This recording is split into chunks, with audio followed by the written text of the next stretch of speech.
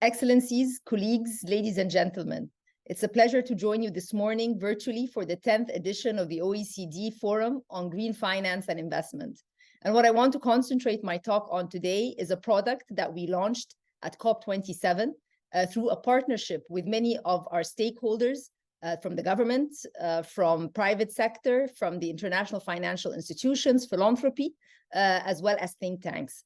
It was a pleasure to put this piece of work together and coordinate the views of different stakeholders that are engaged in the climate finance space. Of course, the debate that is going on today all concentrates on the concept of just finances. How can we make sure that countries are able to gather finance, but at the same time, as they are doing their climate action, not have a trade-off with their development objectives? The Sharm el-Sheikh Guidebook for Just Financing aims to maximize the effectiveness and efficiency of the existing climate finance architecture through capitalizing on the needed interaction between different stakeholders. COP27 at Sharm el-Sheikh was a COP of implementation, and we wanted to show how we can translate in action from policy to practice commitments into implementable projects. We also end by an actionable plan, which is also part of the ongoing debate for reforming the international financial architecture. The guidebook is split into 6 chapters, and I'm very proud that OECD participated effectively with us on chapter 5, which has to do with the governance structure for just climate finance. As I go through the presentation, I will highlight key findings and key outcomes from each chapter. In chapter 1, we talk about mainstreaming just financing. For the first time, there's an agreed to definition for just financing that accounts for historical responsibility for climate change while ensuring equitable access, not just to the quantity of climate finance, but to the quality as well, and also supports resilience development by leaving no one behind. So this is the first time that we have this type of definition. The guidebook goes over 12 principles. These are split into country ownership, equitable pathways to climate finance, and then governance. If we look at country ownership, and this is one of the key elements of development cooperation, it recognizes and respects the concrete actions to support developing countries' right to development and industrialization, aligning climate mitigation and adaptation targets with national strategies, and this is extremely important in terms of country ownership. If we look at the equitable pathways to climate finance, ensuring the right of developing countries to quality and quantity, also addressing access, affordability, resource allocation, and more importantly, promotes additionality. If we look at governance, which is key in this, it requires strong institutional governance mechanisms at the international as well as the national levels, and also requires robust transparency and accountability. We know that at COP28, there's going to be the first stock take. So this is also going to be extremely important to quantify just financing and how it was pushed forward. A very important element in what we do is we bridge an information gap. Again, as I mentioned, the stakeholders are policymakers, public capital, private capital. And in the guidebook, we show what is the requirements required to access these specialized funds. If we're looking at the Green Climate Fund, and now they are going through a recapitalization process, and we wish them luck because they're going to play a very fundamental role in catalyzing private capital. If we look at the GEF, so here the guidebook goes over the different types of capital and what is the requirement to be able to invest both by the public sector and by the private sector. And this is an extremely important filling in an information gap that exists. In creating an enabling environment for climate finance, the ongoing argument is that, of course, countries need to create this enabling environment to be able to catalyze private sector investments. And here we go over a very clear, in the process of climate finance, what each stakeholder needs to do.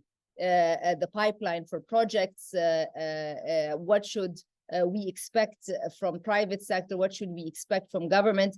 Country ownership here is the key, and also trying to put together, whether it's regulatory reforms or deepening markets, which is also required from governments to be able to implement. In the next section, we look at how we can enhance the investability of climate projects.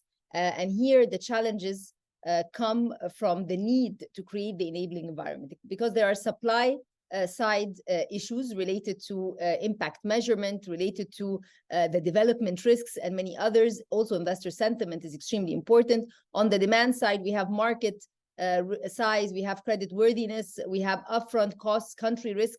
So in order to bring this supply and demand together and try to overcome one of the key elements of gaining capital, which is the investability of the project, here comes the enabling environment, which includes, as we mentioned, regulatory process, as well as trying to look at deepening markets.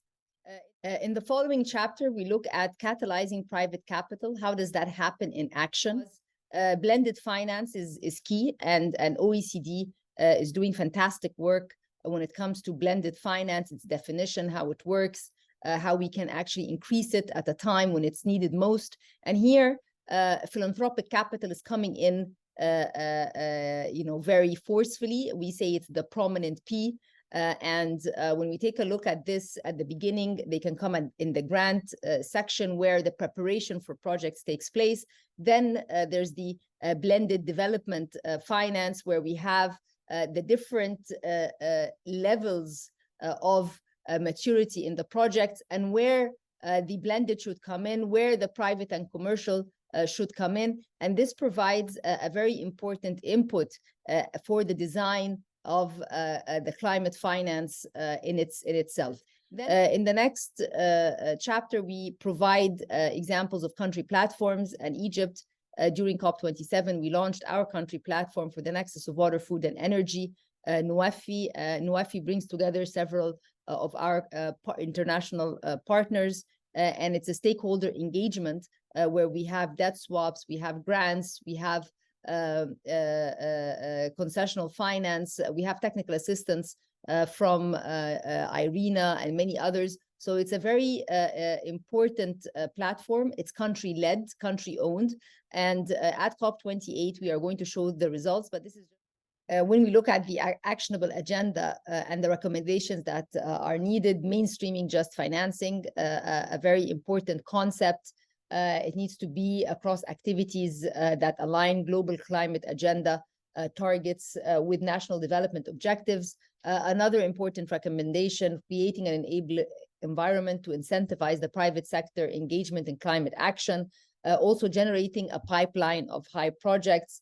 Next, efficient public funding, which also means that there needs to be a sustainable debt mechanism for middle income as well as low income countries. And we need to create a comprehensive and accurate system for costing climate change needs, both in the short term, medium, as well as in the long term. De-risking investments, extremely important. We need to mobilize additional finances beyond the 100 billion pledge. Additionality needs to be a key focus. And then effective climate governance, as the OECD has putting together a regulatory framework for costing, for accounting, as well as to introduce climate tags for budget tracking. I think this is one of the key items that happens on ODA.